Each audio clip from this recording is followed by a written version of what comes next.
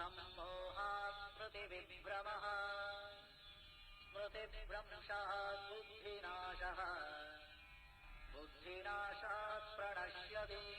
এই শ্লোকটির অর্ଥ ক্ରୋଧ ବିଚାର ଶକ୍ତିକୁ ସମ୍ମୋହିତ କରେ, ଯାହାଦ୍ୱାରା ସ୍ମୃତି ଶକ୍ତି ଭ୍ରମିତ ହୁଏ।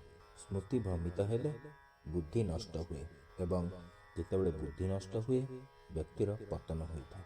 ସକାଳର କୁହୁଡ଼ି ସୂର୍ଯ୍ୟାଲୋକକୁ ଅସ୍ପଷ୍ଟ କରିଦେବା ପରି କ୍ରୋଧ ବିଚାର ଶକ୍ତିକୁ ନଷ୍ଟ କରିଦିଏ।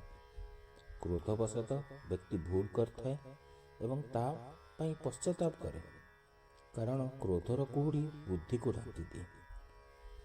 ଲୋକେ କୁହନ୍ତି, ସେ ମୋଠୁ 20 ବର୍ଷ ବଡ଼, ମୁଁ ତାଙ୍କ ସହ ଏପରି କିପରି ବ୍ୟବହାର କରିପାରିଲି? ମୋର କ'ଣ ହୋଇଥିଲା? ଏହା ହେଇଥିଲା ଯେ ବିଚାର ଶକ୍ତି କ୍ରୋଧର ପ୍ରଭାବରେ ନଷ୍ଟ ହୋଇଗଲା।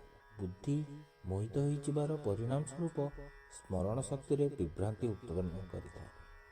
ବ୍ୟକ୍ତି କ'ଣ ଠିକ୍ ଏବଂ କ'ଣ ଭୁଲ ତାହା ଭୁଲିଯାଏ ଏବଂ ବିଭିନ୍ନ ଆବେଗ ଦ୍ୱାରା ପରିଚାଳିତ ହୁଏ। ଏଇଠାରୁ ପତନ ଆରମ୍ଭ ହୁଏ।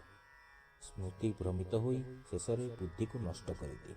ଯେହେତୁ ବୁଦ୍ଧି ଆମର ଅନ୍ତରଙ୍ଗ ମାର୍ଗଦର୍ଶକ, ଏହା ନଷ୍ଟ ହେବା ଦ୍ୱାରା ବ୍ୟକ୍ତିର ପତନ ହୋଇଥାଏ।